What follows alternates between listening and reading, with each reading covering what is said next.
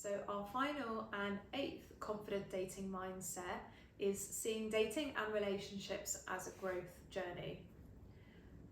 When we're dating, obviously we want to put our best foot forward so that we can attract the people that we want to date and create a relationship and for it to progress into further dates and for people to see the best in us. However, if we focus too much on being perfect, not only are we going to overanalyze and stress about all the little details, like what we say in a text or what we say on a date, which means that we won't be showing up as our authentic selves, and we're not going to be as natural and easy to connect with.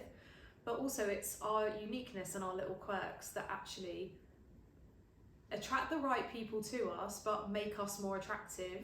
What's really attractive is people who are confident, and people who are confident are secure in themselves and own who they are, including their quirks. And people are typically cool or seen as cool because they just own who they are and they don't care what anybody else thinks.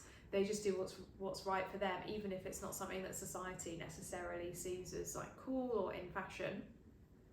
So it's really about owning our uniqueness and our imperfections and seeing that as not only something to accept, but is actually the most attractive part of us. And it means that we can relax a bit more and just be who we are on dates, rather than necessarily worry about being perfect or being the version of ourselves that we think the person that we're dating wants, rather than who we actually are, because being who we are is more attractive.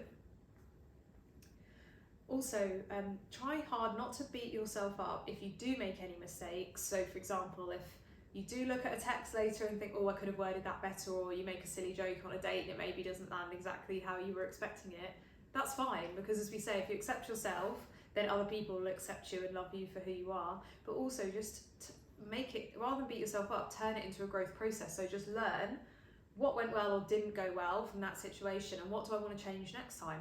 And it might be actually nothing, because maybe that sense of humour or that joke or that way you phrase that text is just who you are, and maybe that wasn't the right person. Or if you did make a little mistake, think, okay, is this something that I need to apologise for and then move on from or accept? Or is it just something that didn't go perfectly, and okay, next time I'll handle it in a different way? But if you can see it as a learning process and a growth process, not only does it keep the sort of dates and relationship fresh, but again, you're focusing on yourself rather than worrying about how the other person took it and putting too much energy into the other person. You're focusing on the solution and what you can do differently next time, which is a much more positive place to put your energy than sort of worrying or doubt or wishing that you could do things differently.